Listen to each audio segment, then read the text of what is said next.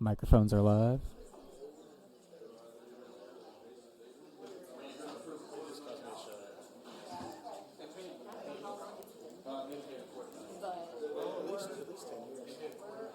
I saw that. 1 more minute, right? We're supposed to get some things redone.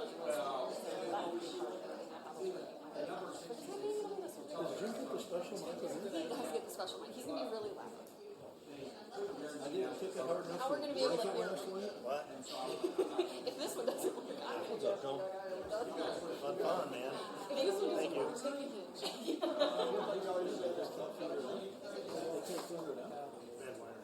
You ready? The chair will call the May 5th, 2026 meeting of the City Council to order. Please rise for the Pledge of Allegiance. I pledge allegiance to the flag of the United States of America and to the republic for which it stands, one nation, under God, indivisible, with liberty and justice for all. Clerk Redpath, can you please call the roll? Yes, ma'am. Alderman Cox. Here. Alderman Gregory. Here. Alderman Williams. Here. Alderman Rockford. Here. Alderman Purchase. Alderwoman Netriano. Alderman Carlson. Here. Alderwoman Conley. Present. Alderman Donlin. Here. Alderman Hanauer. Here. Mayor, you have a quorum. All right, present. The civility pledge. In the interest of civility, I pledge to promote civility by listening, being respectful of others, acknowledging that we are all striving to support and improve our community, and understanding that we each may have different ideas for achieving that objective. There are no proclamations tonight, but 2 presentations. Alderman Gregory, you signed up to speak? No. Okay. That's all right. I didn't want to skip you. No. Okay, there are 2 presentations. The first will be the Mayor's Youth Council. If Chief of Staff Fleischley and the Youth Council would like to come up for their presentation.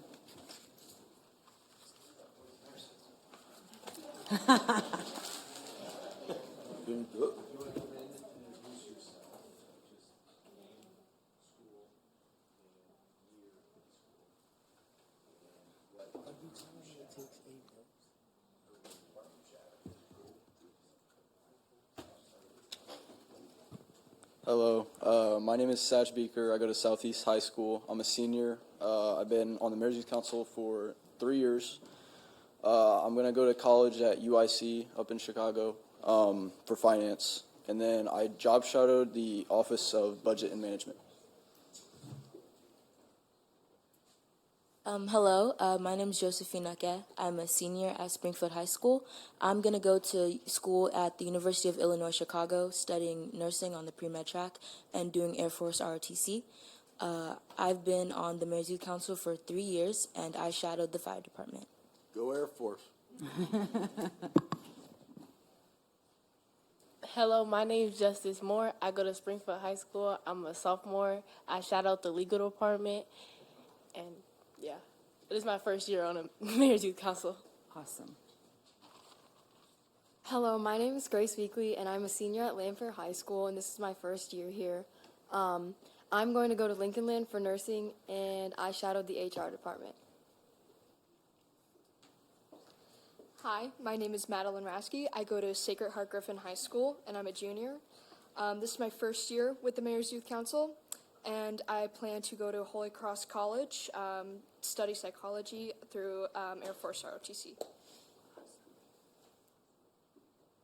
Hi, my name is Drew Gross. I'm a freshman at Rochester High School. This is my first year.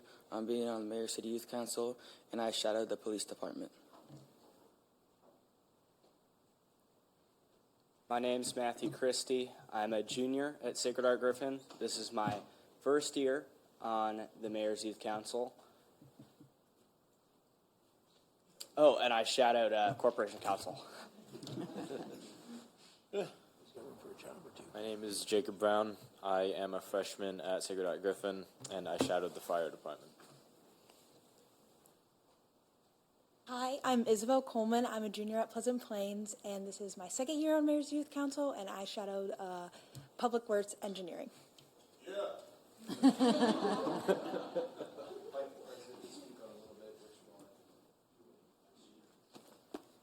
Come on, Josephine. Josephine's the president of the Mayor's Youth Council. Yes. Yes. Hello, everybody.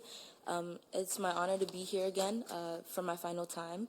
I've been president of the Mayor's Youth Council for 3 years, and in my 3 years in being in the Mayor's Youth Council, I've been honored to lead and be part of this team of dedicated young high schoolers working to make a change in the city.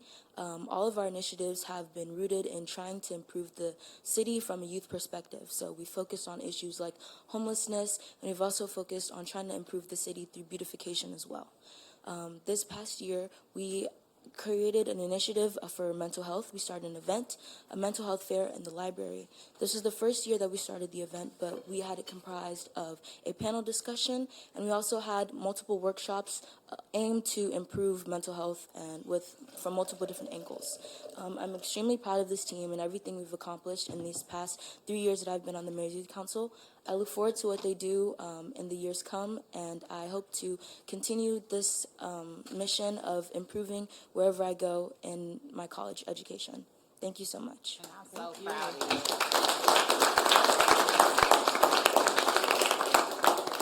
And I just want to thank the Youth Council before we go down and give you your certificates. These are the true leaders of our future.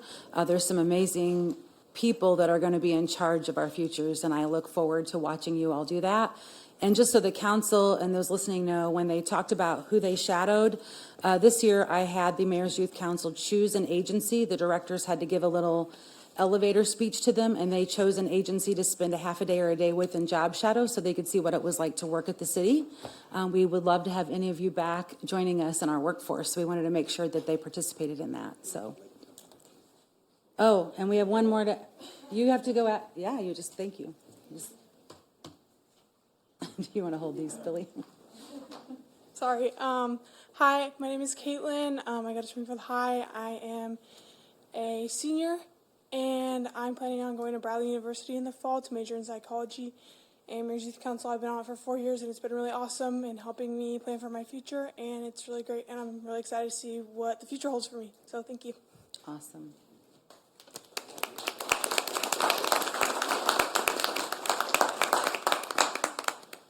Chief of Staff Fleischle has a certificate for you, and then I will see you all tomorrow because you have a meeting tomorrow, right? And I'll see you all tomorrow at your meeting.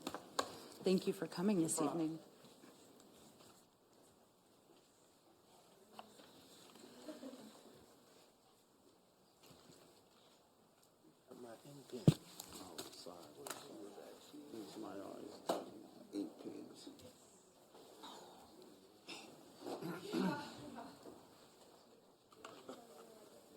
Can I have them step in front of you all? You all stand up and we take a picture? Yeah. Okay.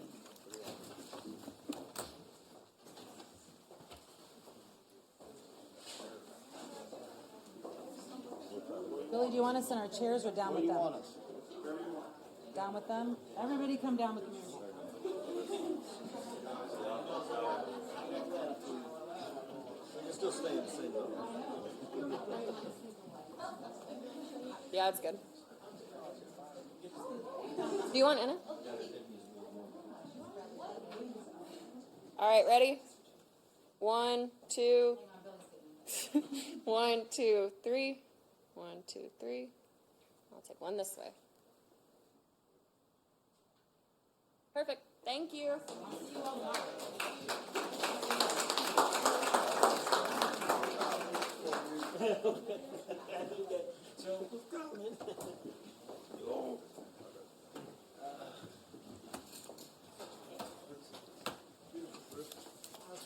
Our next presentation is Chief Beal has asked to come up and present to the council, so he'll be up next.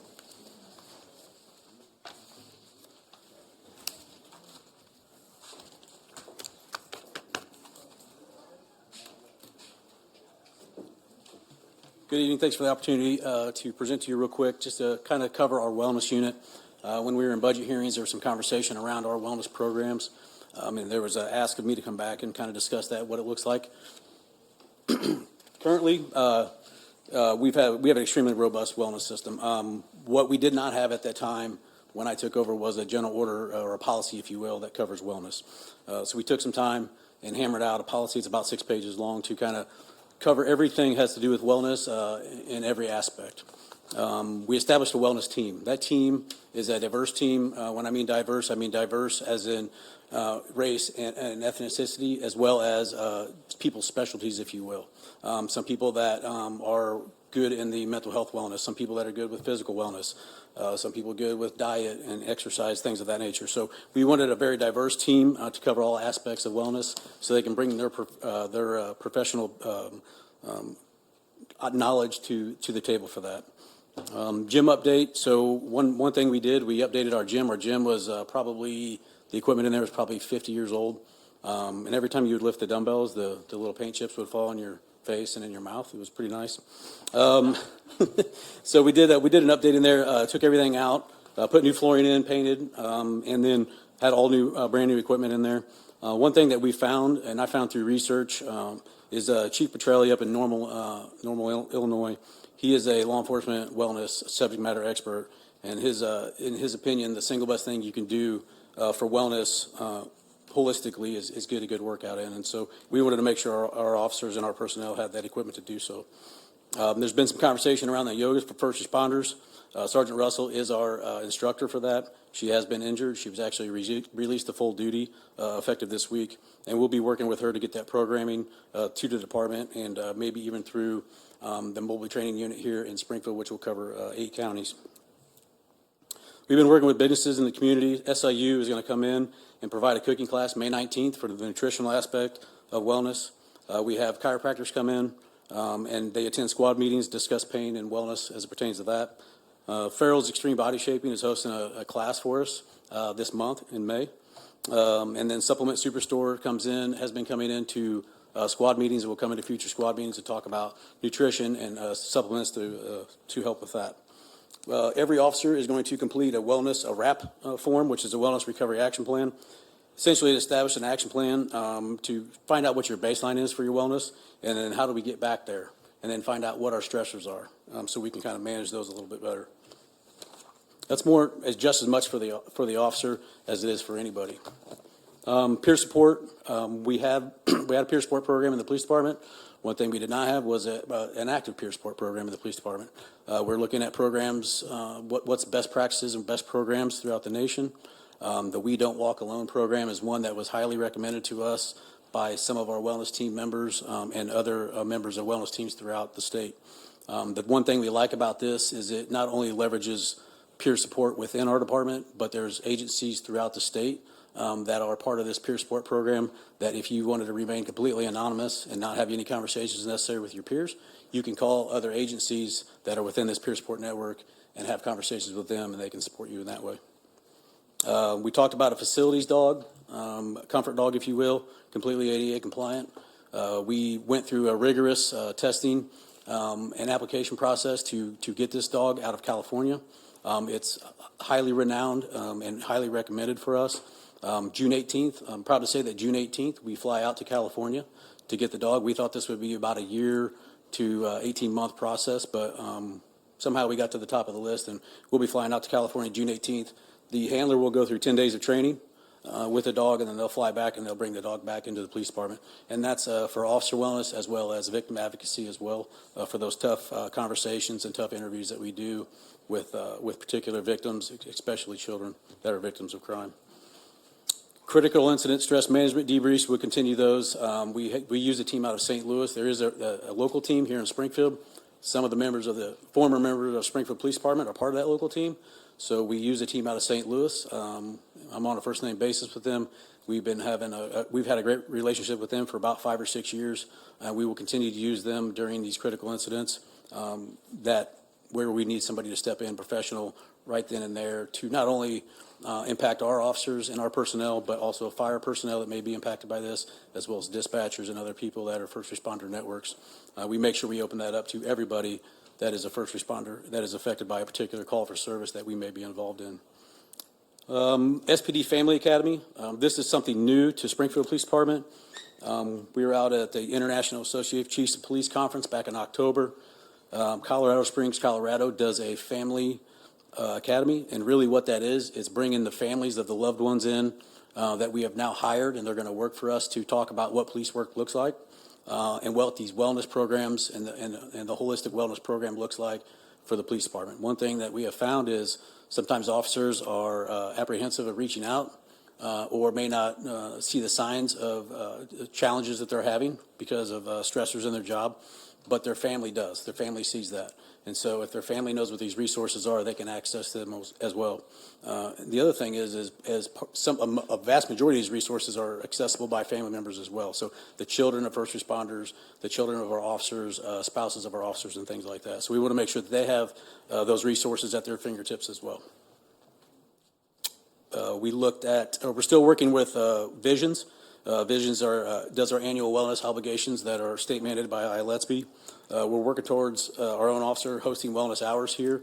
I talked about having those clinical hours within our own agency by our own personnel that have lived experience, and we're doing just that. We hope to have certification to be globally recognized resource for prevention, substance use treatment, and recovery credentialing, as well as a peer support specialist and recovery support specialist. So those are the few things that we are looking at right now. There's been some conversation around benchmark software. I know we discussed that a little bit. It is a software, essentially it's a predictive analytics where they pull in certain data sets, such as hours that officers are worked, traumatic incidents that officers are involved in, use of force, and things of that nature. And so what does that look like, and how does that play into trauma or cumulative trauma that an officer has seen? And then how do we get that to the supervisor of that particular person and say, hey, they may not have an issue, but we probably should have a conversation with them to make sure everything's good with them. So something we've looked at. It does come with a significant price, and we can have more conversations around that as it pertains to benchmark specifically. So that's really the wellness program in a wrap. It's still a work in progress. It's taken some time to really get a lot of these things built, especially the policy, and getting these things off the ground. So I'll take any questions if anybody has any. Alderwoman Conley. Thank you, Mayor. Chief, thank you so much. I was one who did ask that you come back, and I appreciate making time for this. And again, I appreciate the thoughtful review and the effort that's going into this. So I hope that this provides more support and relief to your officers. I mean, we know that we need, when we talk about a healthy police department, that's healthy in a lot of ways, and that makes, I think that can lead to better interactions with our community and better actions with each other. Really appreciate the Family Academy. We want to make sure that families are supported through this too. So thank you very much for everything you're doing, and looking forward to seeing how everything plays out. Can't wait to meet our new dog. Yeah, be here, let's see, June 28th or 29th, we'll have him back here. So him or her, I'm not sure if it's a boy or girl necessarily. So we will have the puppy here then. For sure. Okay, great. Thank you very much. Thank you, Mayor. Mm-hmm. Any other discussion? Thank you, Chief, very much for the update. Thank you. Yes. The chair will now entertain a motion to dispense with the reading of the minutes of the April 21st, 2026 regular city council meeting and approve the minutes. So moved. Second. We have a motion and a second. All those in favor of the motion, please say aye. Aye. Those opposed, nay. Sorry, backwards. Does anyone have discussion on those minutes? Okay. Apologies. The chair will now entertain a motion to incorporate the pre-council first reading of ordinances into the record of this council meeting. So moved, Mayor. We have a motion and a second. Any discussion on the first reading of ordinances? Seeing none, all those in favor of the motion, please say aye. Aye. Those opposed, nay. The ayes have it. The next item on the agenda is the consent agenda. The chair will entertain a motion to incorporate the pre-council reading of the consent agenda into the record of this council meeting. So moved, Mayor. We have a motion and a second. Any discussion? Seeing none, all those in favor of the motion, please say aye. Aye. Those opposed, nay. The ayes have it. The chair will entertain a motion to place the consent agenda on final passage. So moved. Second.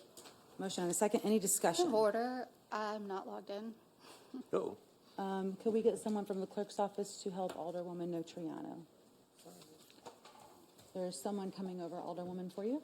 Okay. Any other discussion on the consent agenda? Seeing none, Alderwoman, I'll let you give a verbal yay or nay if you don't mind. All those in favor of the motion will vote yes. All those opposed will vote no.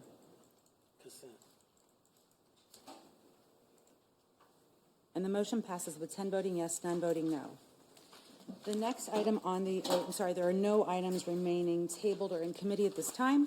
So the next item on the agenda is item number 2026-245, An ordinance accepting and authorizing the expenditure for 2026 plant beautification for downtown Springfield of contract RFP number PW 27-03 with MG Stewart Land Designs LLC to enhance the visual appeal and vibrancy of downtown Springfield in a total amount not to exceed $58,028 for the Office of Public Works for emergency passage. Motion for consent. We have a motion and a second for consent for item number 2026-245. Any discussion? Alderman Gregory. I would ask for it to be on debate for a second.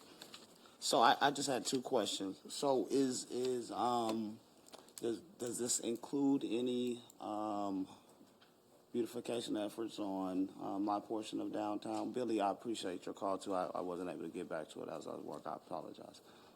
Is there any of this going on in the Ward 2 section of downtown, as well as I know I had asked for some planners in the Southtown area as well. Director Fuchs, are you here? When we talked about this. Chief of Staff Lashley, if you have any input, you can help too. Did you hear the Alderman's question, Director? Sorry, I did. Mayor, can I make clarification? This has to be a motion for approval. This is emergency passage. Motion for approval. Second. Motion and second for approval. We're on discussion. Alderman Gregory, the floor is yours. So for me, being able to support this, it's going to be depending on what my friend Dave tells me. This includes all the planters that are already located in and around downtown, and some of that is in Ward 2. Around the Y Block area? Yes, sir. What about the planters in Southtown? We could certainly make arrangements to have some there. I don't think we have anything there right now. No, there's none there. How many do you want?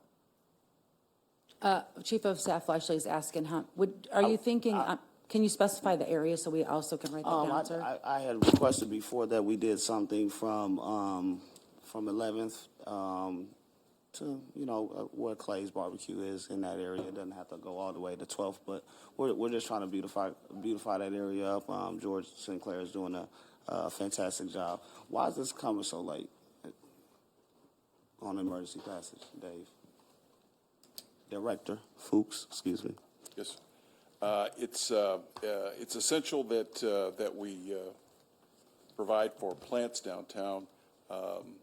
We've gotten terribly busy, and I apologize for its lateness. Okay. No problem. I just wanted to check. I know we try to get these things done early in the season, so I appreciate you. Thank you.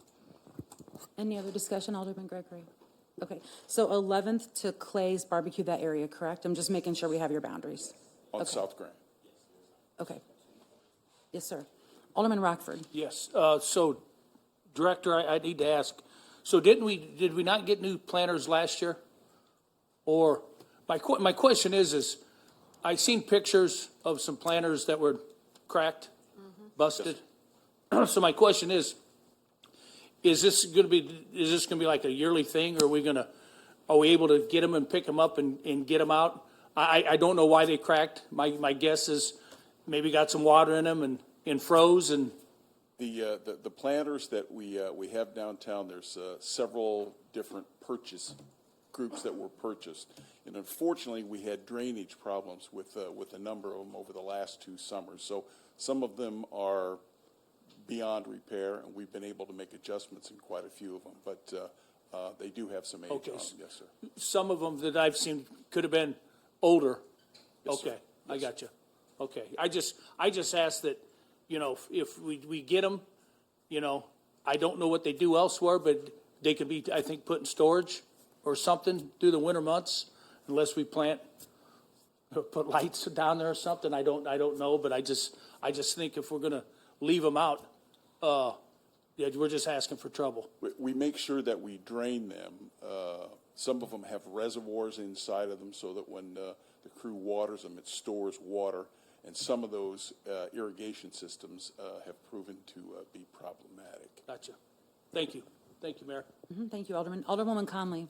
Thank you, Mayor. And Director, I'd just like to clarify, so because maybe not everyone understands. I mean, we know, but this is a local small business that's doing this work for us. Yes, ma'am. They actually had the contract last year. Yes. And we Okay. received a number of compliments on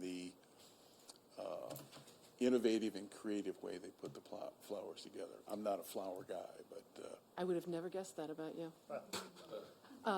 But we, and also just for clarification, because they were very nice.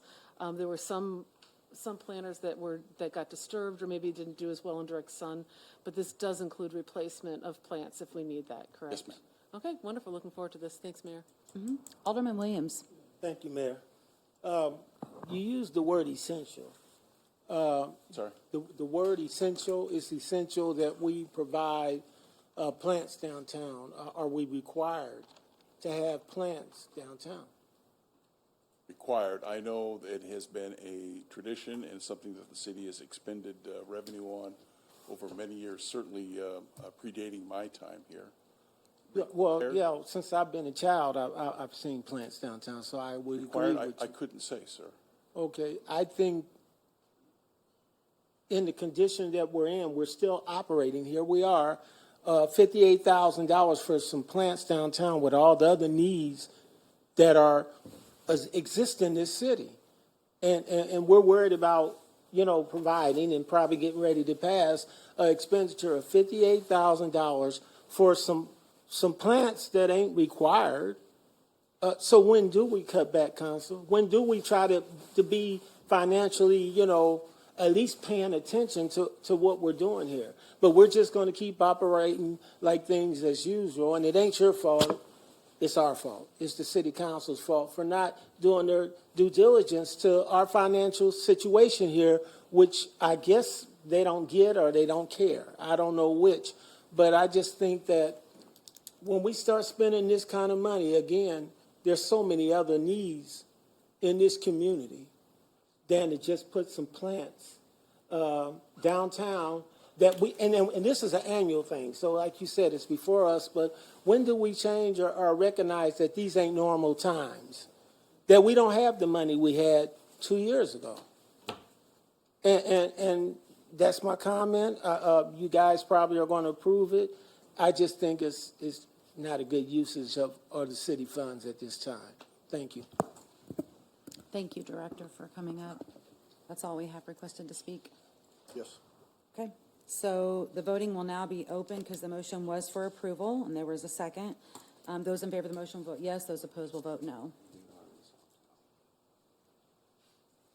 They ain't going to give you no plan. 9-1. And the motion passes with 9 voting yes, 1 voting no.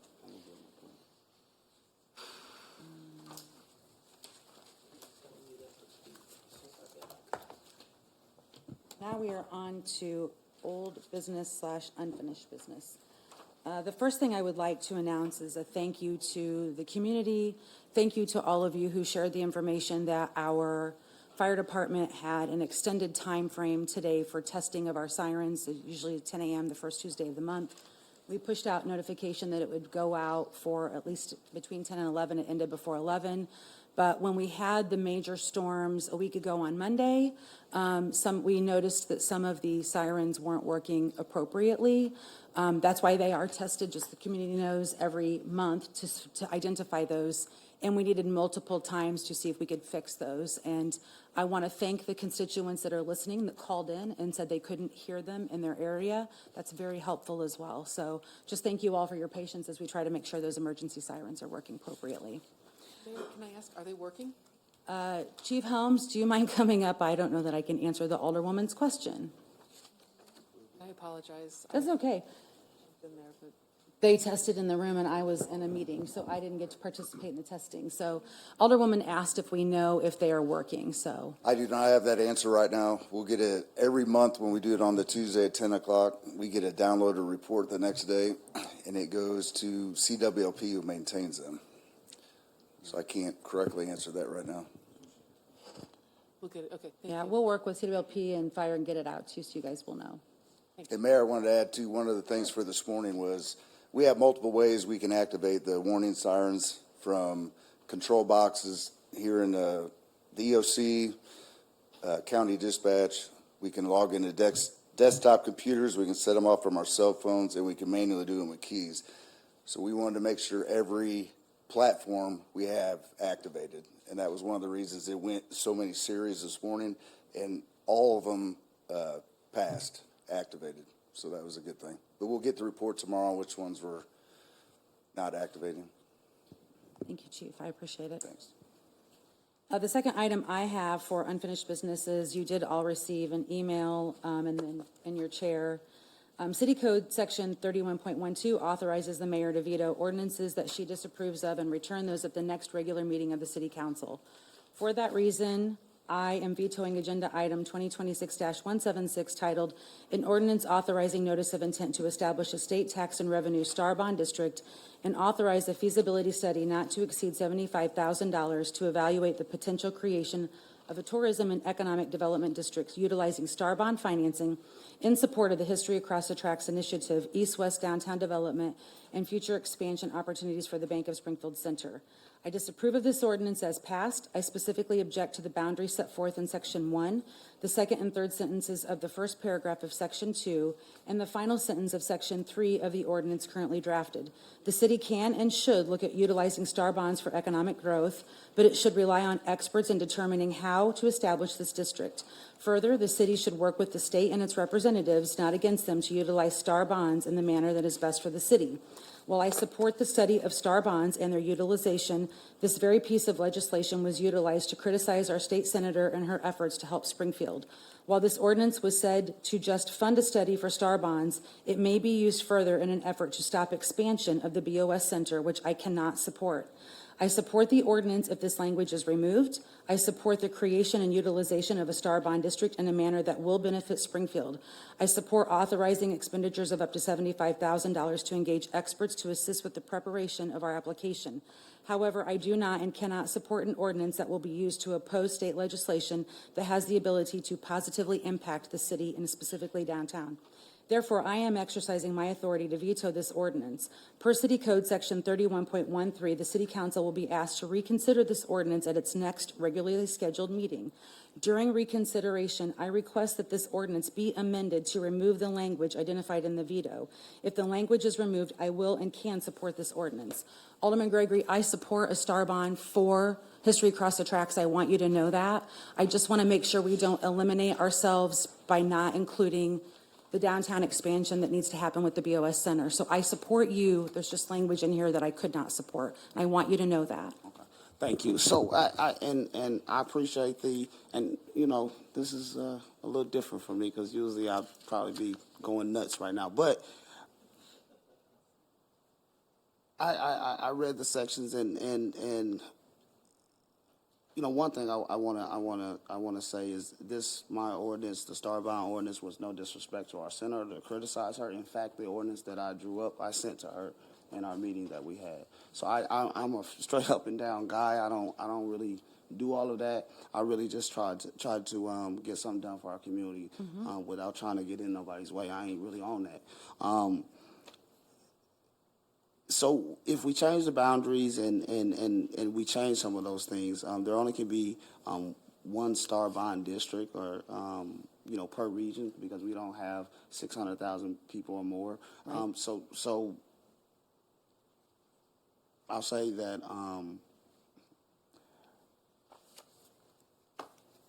I'm okay with looking at some things to better our community in a different district to help our box. I will say that I'm confident in our senator and our discussions. We've had discussions about what we would like to see for History Across the Tracks, and I'm confident in that of doing that.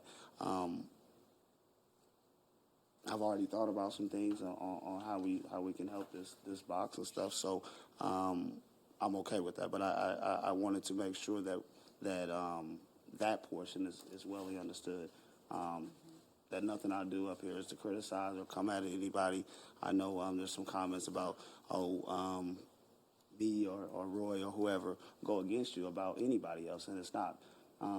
I'm always going to be this way. I'm always going to try to do the best I can for our community, no matter who sits up there, no matter who sits at this council. That's just the way I am. It's what I'm charged to do. I look forward to having some more discussions and coming out with a product that best fits our community. I agree, and I want to work with you, and that's why I offered amendments in it, because I don't want you to think I'm just vetoing it. You and I had a sit-down discussion about the History Across the Tracks, and we talked about that already, so I want to work with you. Appreciate you. Yes. Thank you. Alderman Williams. Mine's is on a whole different matter. So. Okay, want to wait for a minute? Awesome, thank you. Alderwoman Notriano. Thank you, Mayor. So we just received this like 5 minutes before coming in here, and I do appreciate you reading out your entire veto. I will note that it sounds politically motivated, and I don't see anything in the items that you pointed out that were disrespectful or politically motivated. So it seems like there's been some reading between the lines, and I'm just going to register my personal disapproval and disgust with putting my colleague in this situation. Thank you, Mayor. Thank you. Any other discussion on the veto? Yeah. Alderman Williams. Upon hearing that. So, Mayor, this passed, I believe, 10-0 or maybe 9-0, 2 weeks ago, I think. Maybe 3. I can't remember, but it's been a while. So 5 minutes ago, something changed your mind to veto it. What changed your mind? The specific wording in the But the wording was there the night we passed it. It took you this much time to decide, oh, I don't like it? Or is somebody telling you, no, you got to get rid of certain things in the language? If you make Just calls, be honest. If you make calls, no one knows prior to here that I was vetoing it. So you can make those calls and ask. I'm asking you, the person that's telling you vetoing it. Why would I call somebody else when I'm asking the person who's making the decision to Because I have veto not it? spoken to anybody. That's what I'm saying. Well, I didn't ask you if you were speaking to anybody. I asked why did it take you this long to decide, I don't like this, so I'm going to veto it. 3 weeks ago, 2 weeks ago, somebody look up the date when we actually did this, and it was the majority council. It was like, I think it wasn't nobody saying no. Everybody voted yes that was here tonight, so that means it was either 10-0 or 9-0, and then you get your instructions or whatever happened to make you say, oh, okay, I don't like it, I'll do it. Or if that ain't true, what happened to make you decide to just 5 minutes ago we get something on our desk that says you're going to veto the language? I'm not this guy. I'm not changing my mind on this kind of stuff. I feel you owe us an explanation as to why you would wait this much time and then decide to do it other than what my colleague is saying, political pressure. Per the city code, the mayor has until the Yes, start of this she meeting does. I to read veto it. So the mayor exercised her right, sir. Yeah, but so you don't want to tell us. I just told you what I didn't Yeah, like. you knew that night, didn't you? Or you didn't? Maybe you didn't. You didn't know you could veto? The mayor has 2 weeks, sir, till the next meeting. I smell problems, but what I'll say to you, Mayor, you need to learn to be honest and be transparent and be upfront. You had plenty of time to do this, but you decided to do it tonight because you're getting the calls that some of us are getting to make this thing be the way that the county board wants it to be. And that's what this is all about. That isn't Thank what you. it's about. That's why I'm willing to work with Alderman Gregory to make sure we can Yeah, get of history course he across the gives tracks in. done. That's why he's not doing planners again. Another year passed. What else did you have, sir, that you wanted to Yes, speak now I'm about? on to mine. So, corporate counsel, I've been talking with you. I don't mind losing because I win when I lose for my community. They know I stand up for them. And the cities, I've been getting more positive calls than negative on the positions that I take up here. So we had a resolution. Council voted it down. That's fine.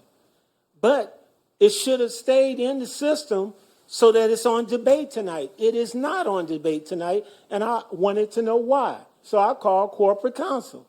Corporate counsel says, well, don't say one way or another. We got to stop that because we have done one that lost, and we went on to debate it. I asked them to call Alderman Donlin because I believe he's the one that asked the question about, so if it don't pass, will it still, continue on in the system? So I'm asking tonight, have we ever done it? Have we ever had an emergency passage ordinance go on without any request by the sponsor? I could not find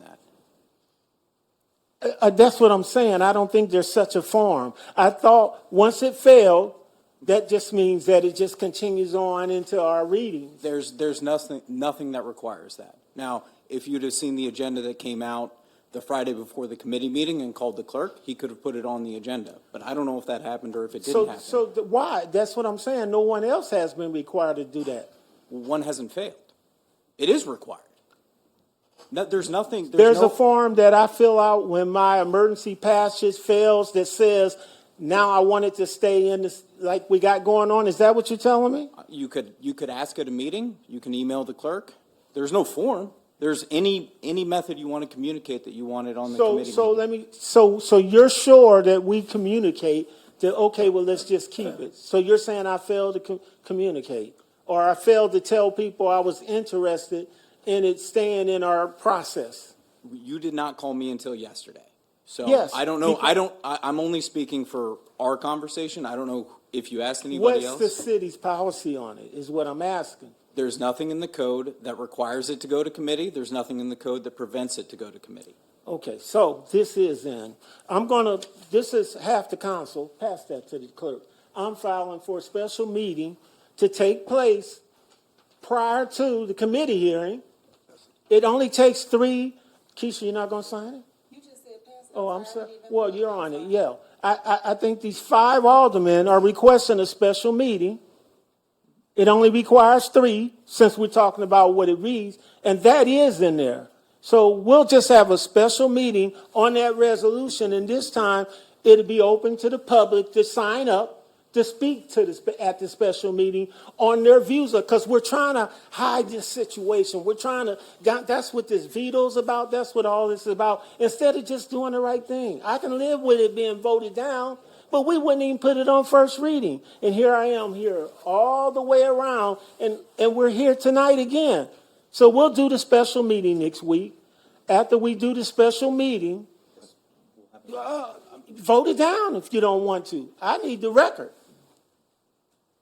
of what all the women and all the men really feel about their city and their authorities. I need to hear from the people to come in here and say one way or the other how they think, how smart this is to do this stuff. So since we can't do I tried emergency passes, I tried the normal process. I mean, there's some powerful people really, they want it their way or the highway, I guess. So let's just do the special meeting, clerk. You have received it. Gotcha. With the signatures of the 5 aldermen. 5 aldermen. Okay, so we'll do the special meeting. I'm offering and asking every public citizen that wants to come in and weigh in on this to please do, because our mayor has just agreed with our state senator, obviously, not just to stop it, but to veto anything else. And like I tell you, I'm not shying.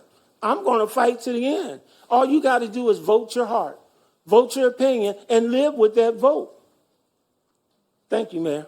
And I want to speak on behalf of the senator. She knows nothing about the veto, so I want to stick up for her right now. She's not a part I don't know what was in your mind when you decided to veto it. That's why I asked what took 2 weeks. I'm quite sure she can stick up for herself. But I tell her like I tell you, it's the most craziest thing I ever heard of to let somebody else. I guess you can buy power in Springfield. All you got to do is pay for a study. And when you pay for the study, then guess what the city council, well then, okay, you got your own little authority. This is what's happening. And this is what I'm trying to teach, because it's not right, Mayor. And it's giving away too much of what we put in place, that a dissent decree had to be created to make us do this. And it's just unfortunate that the area that's really impacted is 2 minority aldermen. They won't speak like I'm speaking, but I'm going to tell you it's not right. Thank you. Mm-hmm. Alderman Gregory. Yes, so to be clear, just on this topic, and then I'll address the rest. So on this topic, to be clear, Corporation Council, if something fails on emergency passage, you have to request for it to be on the next agenda, via writing or verbal, correct? Yes. All right, just so we're clear on that. do you have an opinion on if we need to?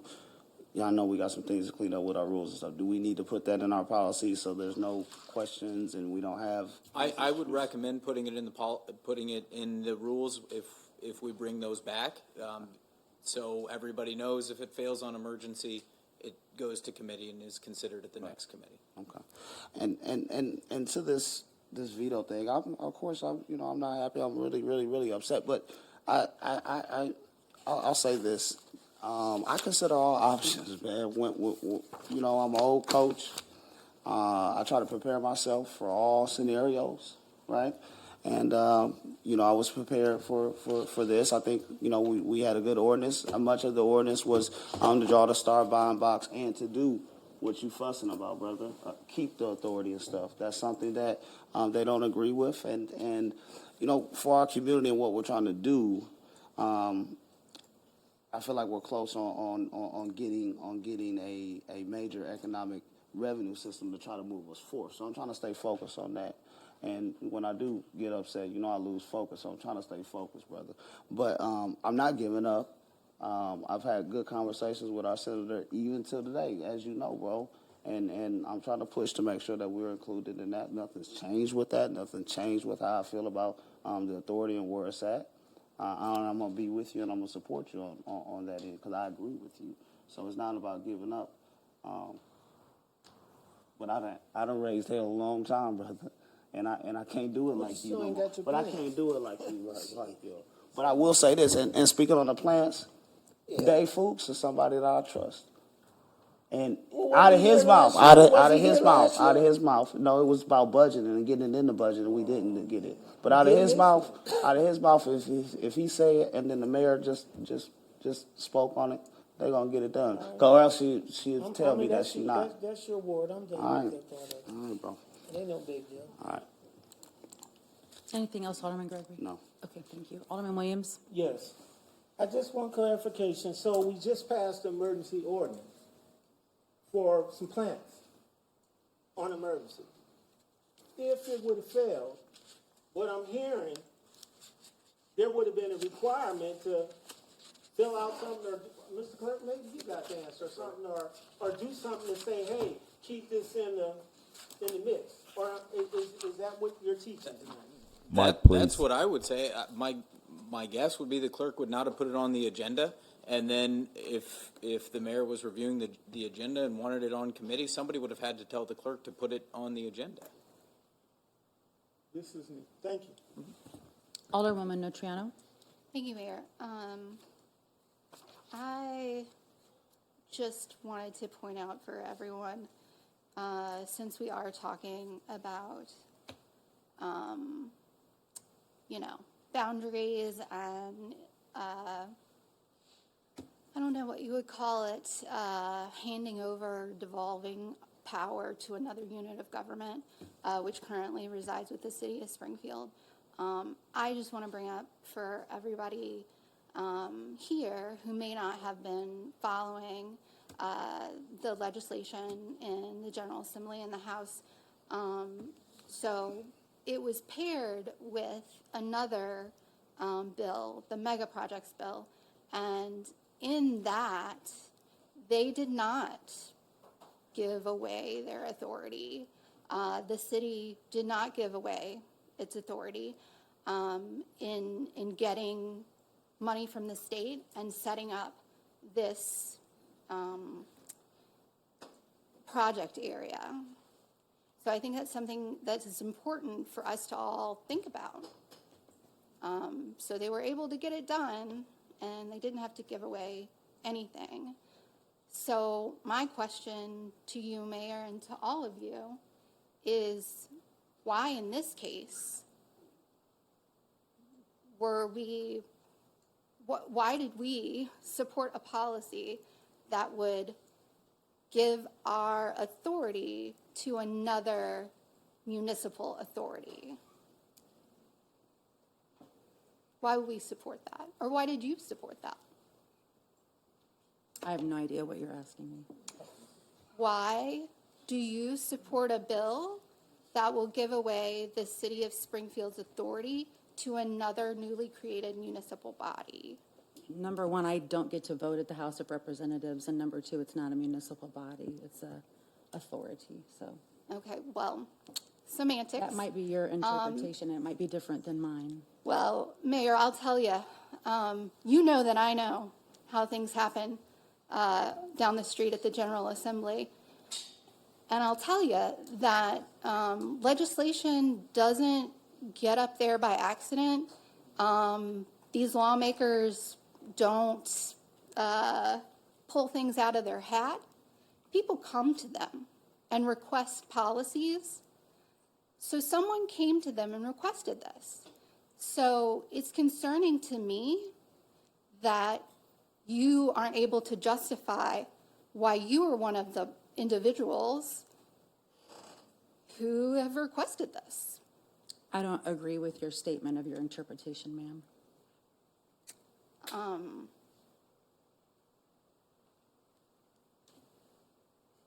You don't agree that we're giving away authority to another taxing body. Correct. You are correct. Even though that's what the bill says. The bill does not create a taxing body, ma'am. Read it to her. Well, I don't have it in front of me, but just so you know, it creates a board that will be funded by tax revenue. But not a taxing body. That's where I said you and I don't agree. I can't answer your question Well, because I don't this think isn't like you. about like opinions or like agreeing or disagreeing. This is about like the facts, what's written down in the bill and what's written down in these ordinances, or in this ordinance here that we have a problem with. Yeah, I mean, it gives me pause. Whether it's a board or a taxing body or a municipal corporation or however it's defined in that bill, we're creating or we're supporting the creation of an unelected 5-member board who's going to make decisions with revenue generated within the city's bounds. Unelected board. I don't know about you, but I'm not much into unelected boards. So I think I've gone on about this enough. I hope everyone's catching the drift. Wild times. Thank you, Mayor. Alderman Gregory. I was going to ask an unrelated question, but if Williams, you wanted to jump in on this. No, I was just going to say, who's the master developer? Since you know the bill so well and you don't agree and you do agree, the bill talks about a master developer being appointed. You are aware, aren't you? Yeah. Okay, so who's the master developer? Not been determined. It has not been determined. See, guys, this is why I'm saying it's too much that we don't know to be sitting here and not be in opposition of it. We are the city. We should be in opposition till we have all these answers. Instead of letting them pass something first, appoint an unelected person, that's going to be massive power. And I'm not even on the borders yet still, because they still play it like, oh, we're just doing the hotel and the expansion. But it says the word projects, and that might just be the first project of many in our downtown. So what have we just done? The only thing we'll be able to do is plants at the rate we going. So I'll just say you should know more before you even have press conferences and get involved. Master developer, and you don't know the senator saying something total different. Oh, well, the developer is the authority. What? So if the developer is the authority, then why are we using language like master authority? Like you said, it's state legislation. Then we should have just took our position and let them play it out. But at least we are on a position. We have taken a position now. We have ceded the city to, or the downtown portion of the city to this authority that's unelected. And it's going to have a master developer that's going to have a lot of powers over all those projects. It's just that simple. And again, I'm teaching, so please listen, citizens, and please read and please show up. for the special meeting. Thank you. Alderman, you are correct that it's going to create an authority. It's not a taxing body. And Okay, then the taxing body, are taxes going, I'm can sorry, I have taxes the be floor. raised? Sir, I gave you your chance. I Okay, have I'll the wait. floor. I'll put my light on Sir, and I wait have till the you floor. finish. So you are correct. It creates an authority. The SMEA board cannot create enough revenue to support this project. The city of Springfield cannot create enough revenue to support this project. Sangamon County cannot create enough revenue to support this project. Therefore, all of the government bodies are working together to make this project happen because downtown needs this project to survive. I'm waiting for, am I okay to talk? Yes, sir. So then why ain't it just this project? Why ain't it just this, why is it this big, broad area? These are legitimate questions. Who's the master developer? Why is the area so large if it's just that project that you keep saying, this project, this project? There's all kinds of stuff in this bill that will allow them to do just based on what they get approved as a project. Now, the senator's latest thing is, oh, I'm just doing 62701. That's what blew him out the water, and that's what got you vetoing it. So I'm not going to play the game. I'm just going to tell the public the truth. So now she's on, well, we'll just do 62701 that starts 11th and goes west. Still downtown. I noticed that. Still downtown. The two aldermen downtown won't speak up. They're silent for some reason, except to say, we support the project. Yeah, we're not just talking the project, though, are we, Mayor? We're not just talking expansion of the Boss Center and a hotel or casino, whatever they're going to do. Not just that project, because they wouldn't need all this other stuff they're passing. Them borders wouldn't be what they are. You know how far west 62701 goes? Mm-hmm. And you're willing to just say, well, come on now. That's the whole downtown. Correct. So that we're seeding, but you're playing it like they're just doing a boss expansion. It's much bigger than that. You know, the demo stuff, all the stuff, they could tear down the Wyndham. They'll be able to do a lot of stuff once they get it set up with their authority of an unknown developer, what they call master developer is the word they use in the legislation. And I believe you know who it is. It's got to be somebody with a lot of money and powerful in Springfield. You keep saying they brought us all together, and it's not like that.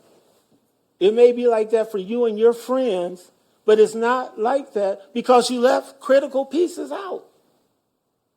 But we'll discuss it more next week. Thank you.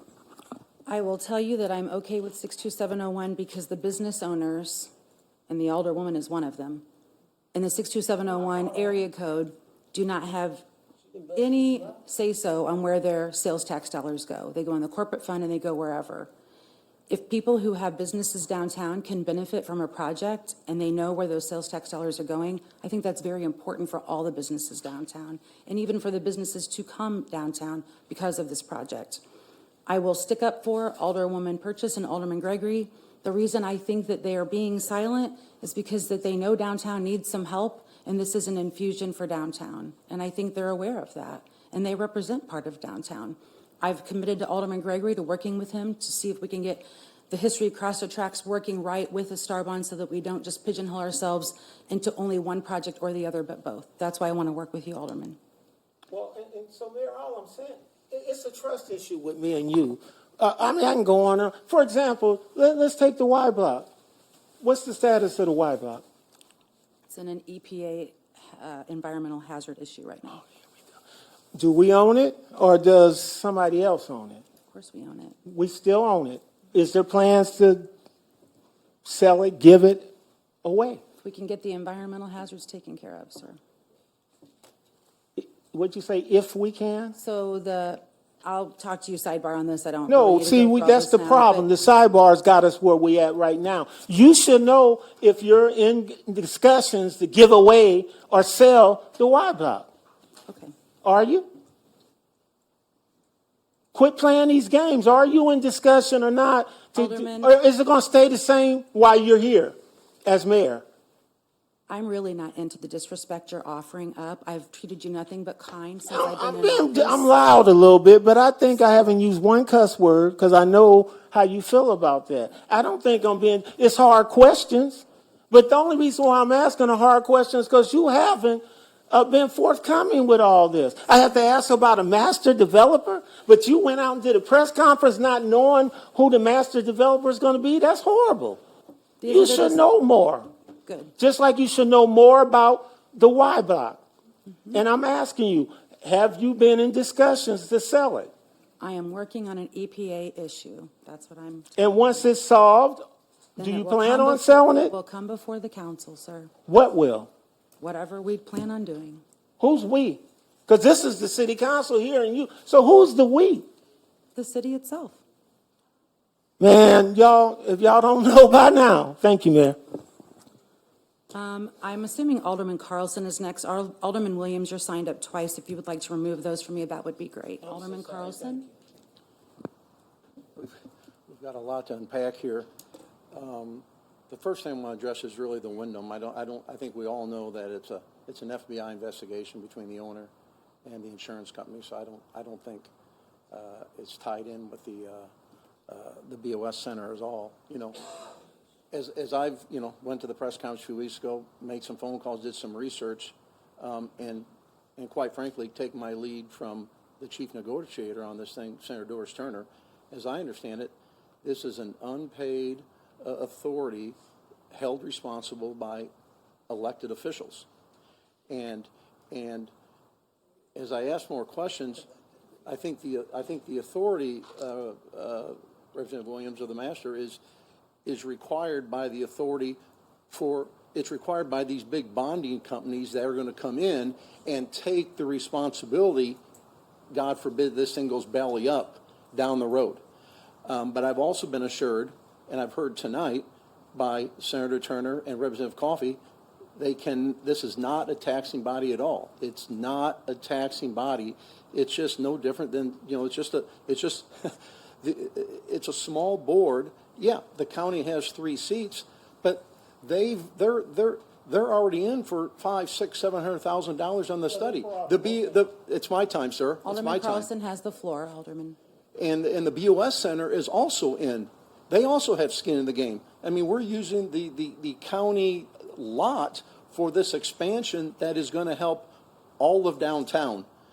And for me, all my questions over the last month have really been answered by some phone calls to our legislators going through the process. And again, I said it a while back. I mean, what kind of message are we sending to the Capitol when we just sit up here and just sort of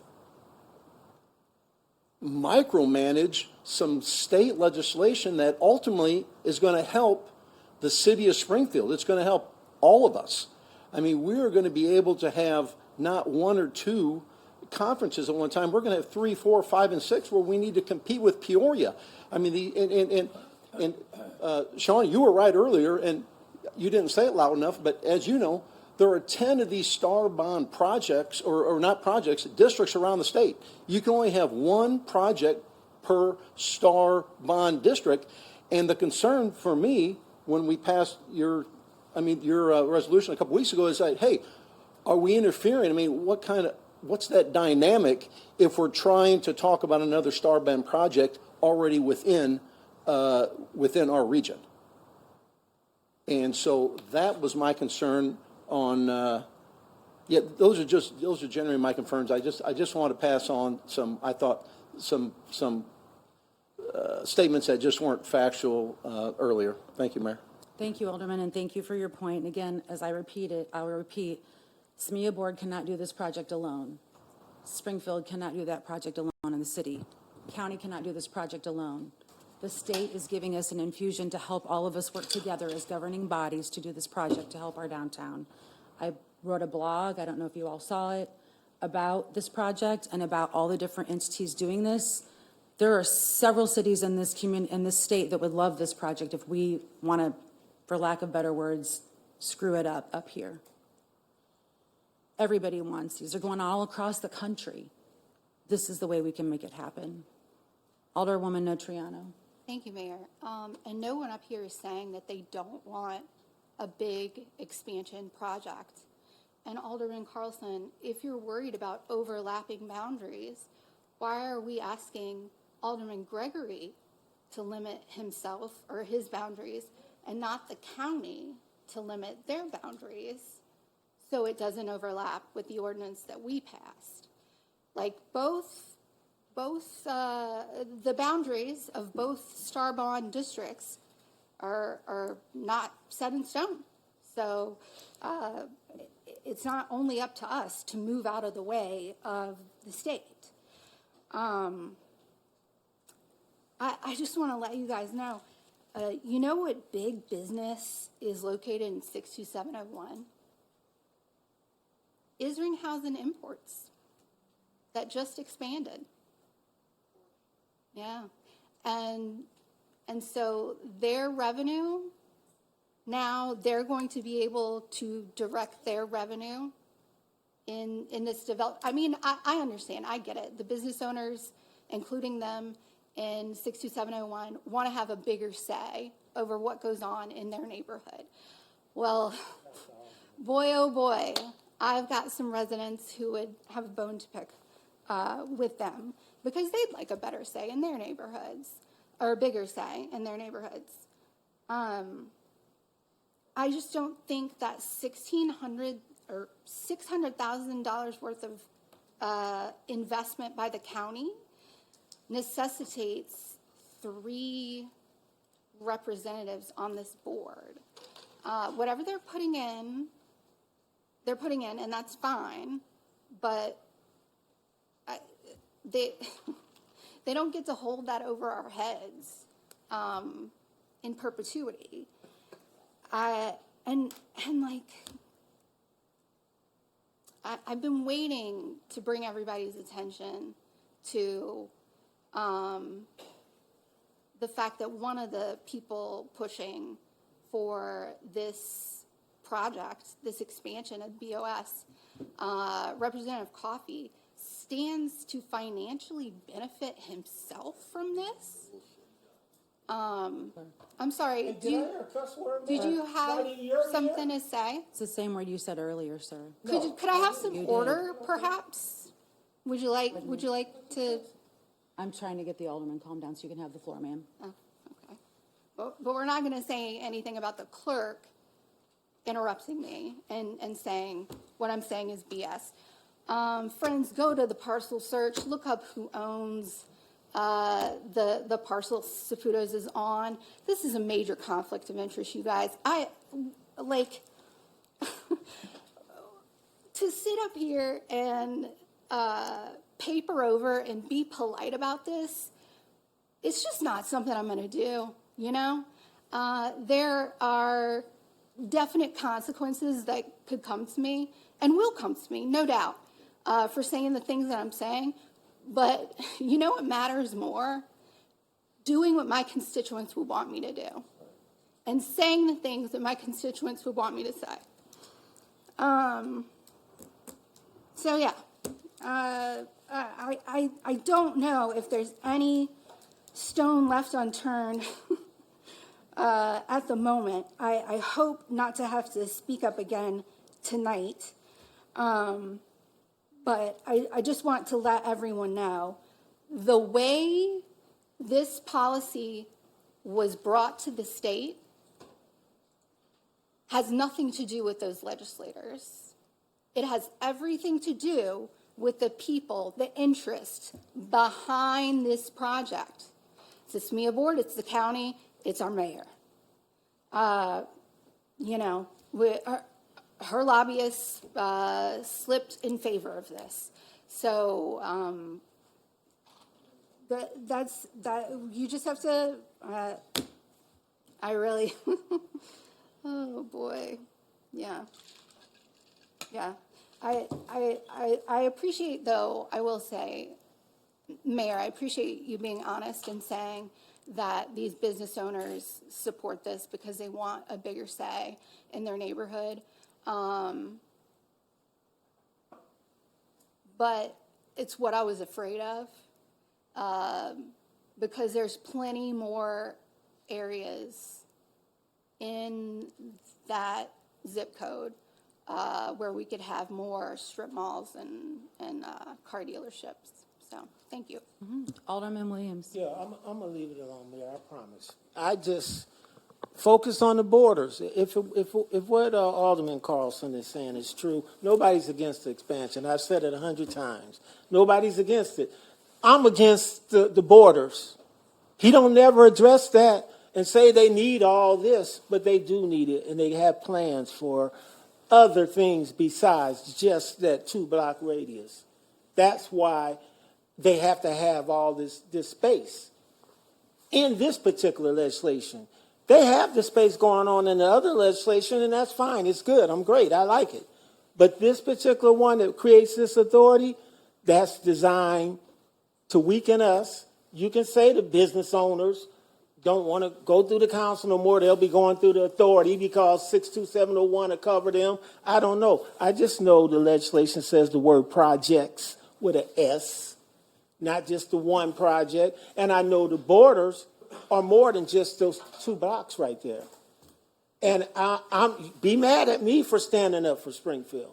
But I think that's why I was sent here, to make sure I'm looking out for Springfield, no different to looking out and spending all this money when we know we're in financial trouble or we're headed for financial trouble. And I'll leave it alone, Mayor. I'll wait till next week. Thank you.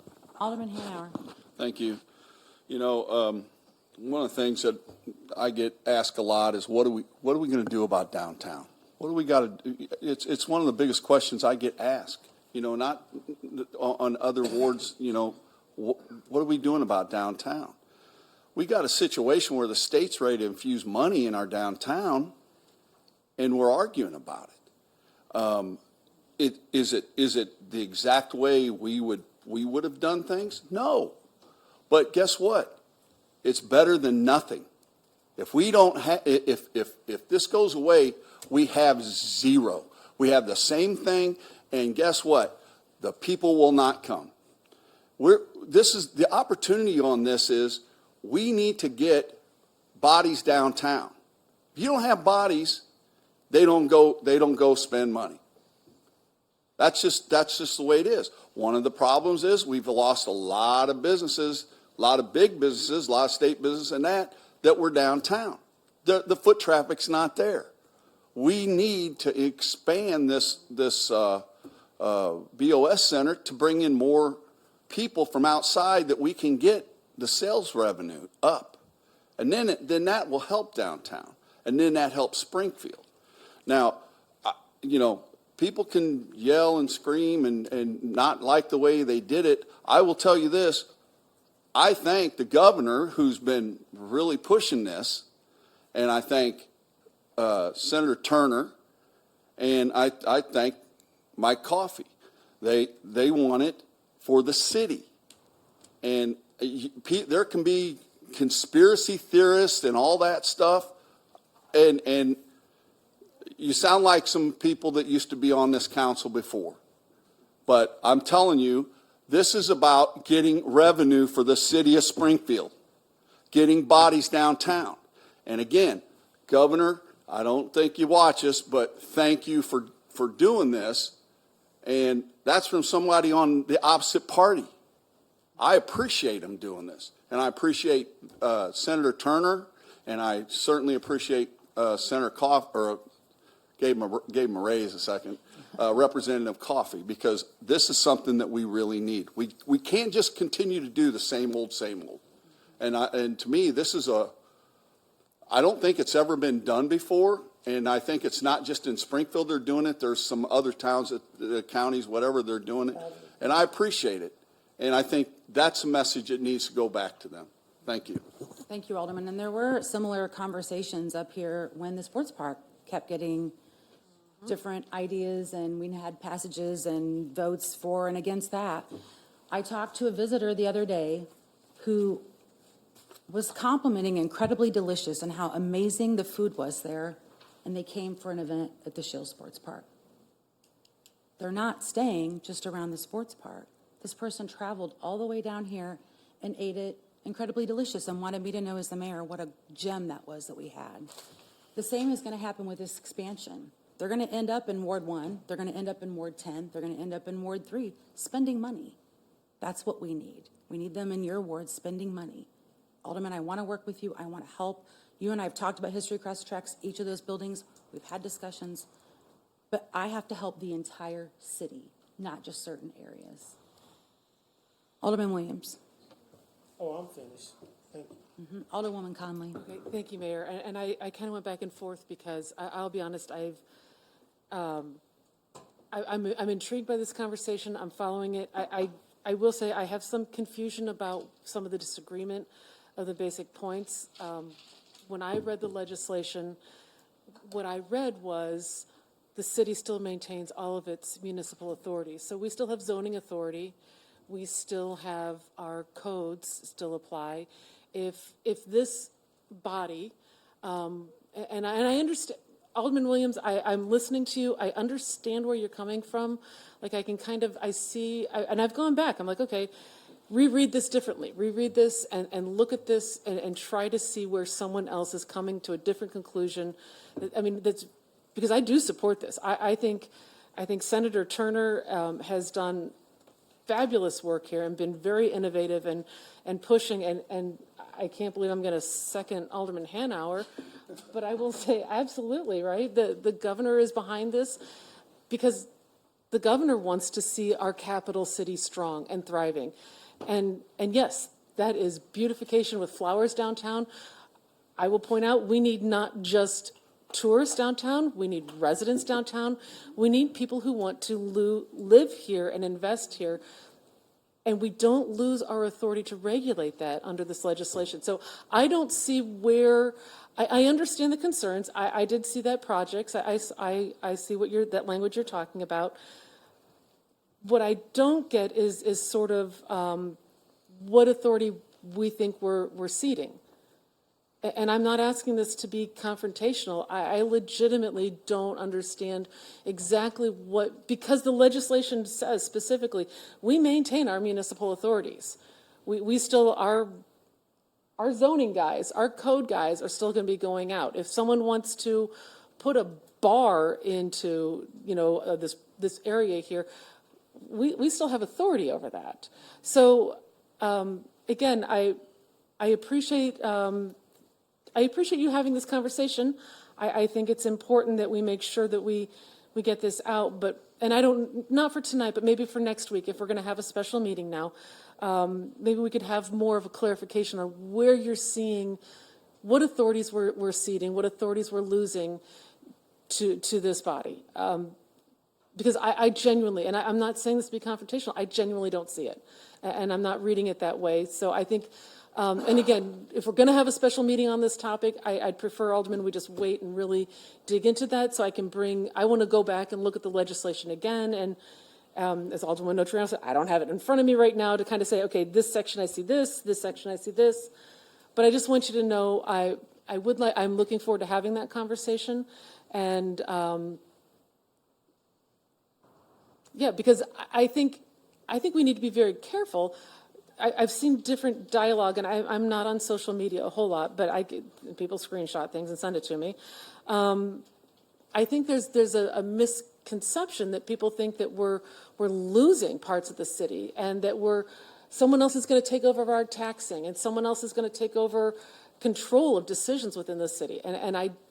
So we need to have a very clear conversation around where you think that's coming from, and then do we agree on this interpretation? Because I'm going to agree with everyone around this horseshoe, everyone. We need to do better by our downtown. We need to be doing better. And Alderman Gregory, I supported your ordinance because we need to be doing better for highlighting all of our history.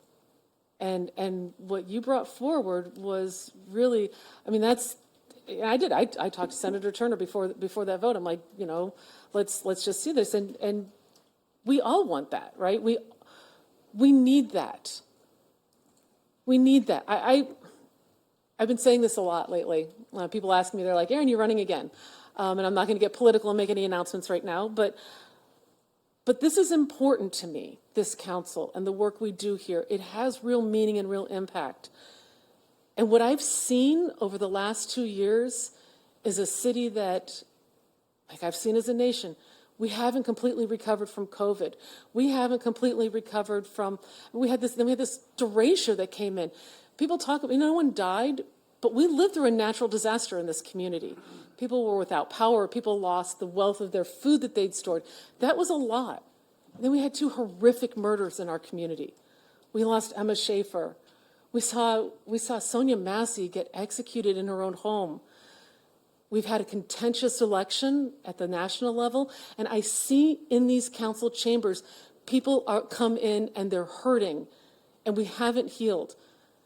Alderman Gregory, I see you making efforts to try to bring some healing and some recognition that we are one community. And as much as there is division, and as much as we throw a lot of things around in here, I think we need to really make sure that we're also focusing on the fact that we are one community. We're a community that's hurting, and we need to make meaningful efforts to change that and to grow and to, yes, I mean, I see James Johnson, we need to be reaching out to our kids.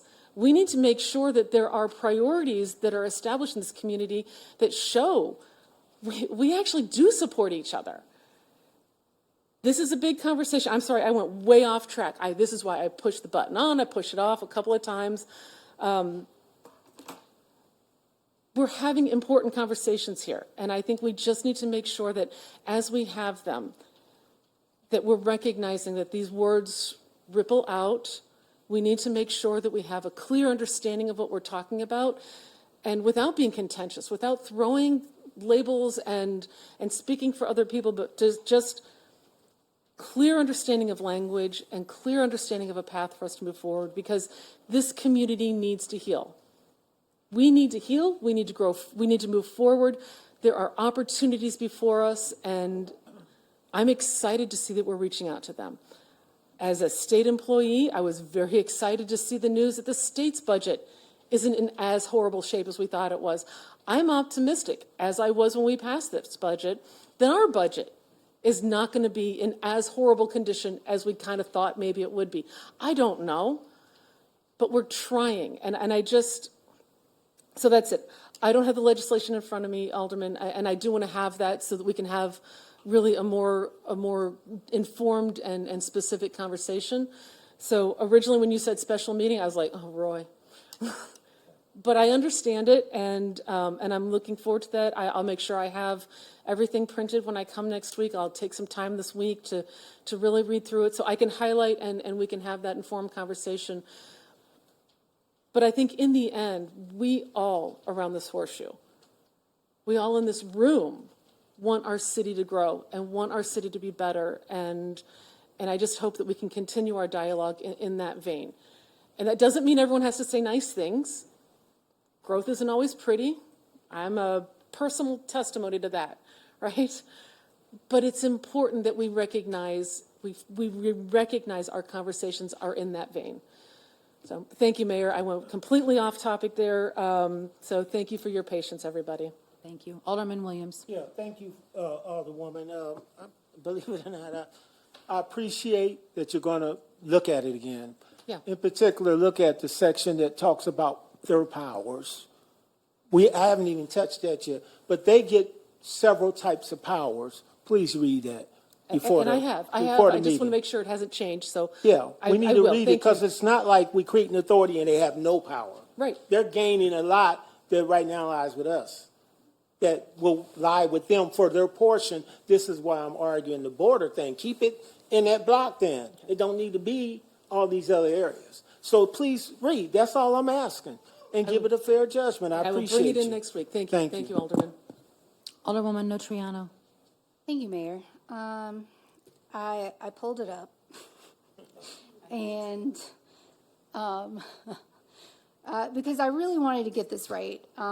There's a lot of confusion. I don't want anyone to think that I'm opposing this just because I don't like a certain person or I'm unhappy that a certain person is going to make a lot of money when they sell their property. The thing that gives me pause is it says all of the tax receipts generated from local sales tax within the Star Bond District shall be dedicated to the payment of the project costs.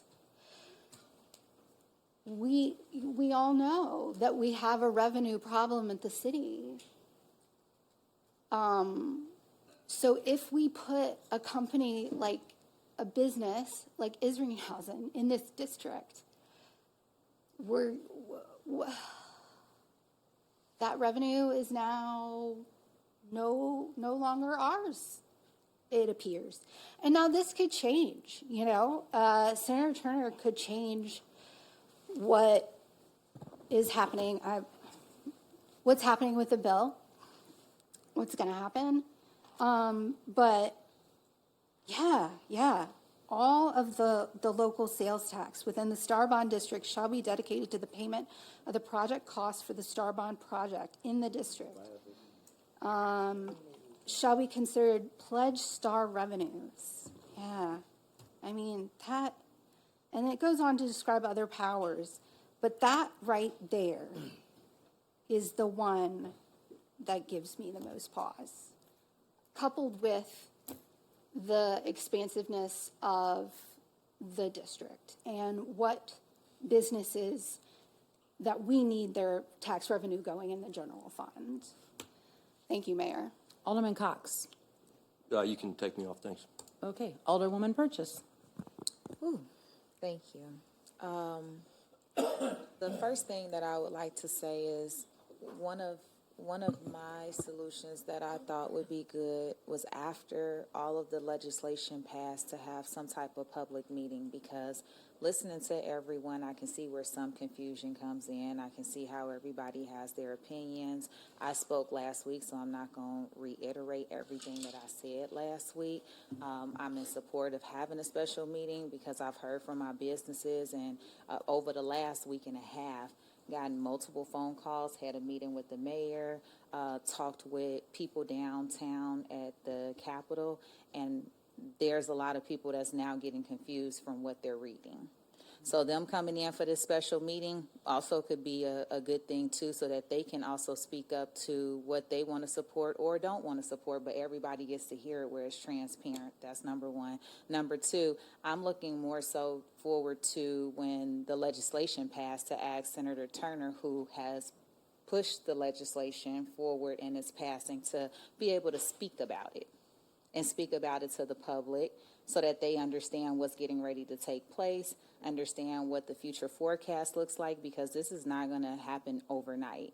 I was very clear last week when I said I wholeheartedly support this project for downtown and also support my colleagues and what they're trying to do too, because you have the 1908 race monument that we're trying to bring together, which includes history from across the tracks. And it goes over into Ward 5, which is downtown, so it's those boundaries. There's so many projects that's going to come forward within the 30 years, and Alderman Williams pointed it out. It said projects, not project. So I'm not for sure what is in the scope of projects and not just one project. So instead of me trying to calculate or assume or put the cart before the horse, I want to hear from our own senator what those projects look like and what the future looks like. She has a plan, she has a vision that she brought forward, and all three of us, me, Alderman Williams, Alderman Gregory, met with her, and she said some changes can happen. This is the shell bill. Am I correct, y'all? When she said it's the shell bill, like it can change. Placeholder, I'm sorry. So that's another thing. So it's definitely a lot of uncertainty, but what you do know is that something is coming forward. And with this sitting in my own backyard, I can't just say, no, I don't want to see this project happen. I know what the businesses are talking about. We're getting ready to lose another business downtown that none of you all know about, and you'll be hearing about it soon. So that's how much I do my job, where I go and talk to our businesses. They're suffering. So what I also heard tonight was a lot of tourism, which will create from people coming out of town. But then I try to remember what half of y'all saying when it's like 30 to 45 minutes of talking. I think Alderwoman Conley said that we need to see local people coming. And that's one of the missing pieces we have. I'm going to go back to even out of town because I said it during budget time to Director Dahl. There was another piece we was missing, which was the Black dollar. We have so many different groups and organizations, many of one that I'm a part of, Delta Sigma Theta, Top Ladies of Distinction, Links Incorporated, and they skip over our city to go to other cities in Illinois that has a bigger tourism area. But they bring so much money here, and guess what? There's history here that they know about, and we're not talking about it. You have the NAACP. That was formed here, but it's supported and celebrated throughout the nation. But it started right here in our own backyard, and we don't have anything to show for it. We don't have anything that brings people together. They have awards. A national awards with celebrities, and we don't have anything here in Springfield to show what they're using on a national platform.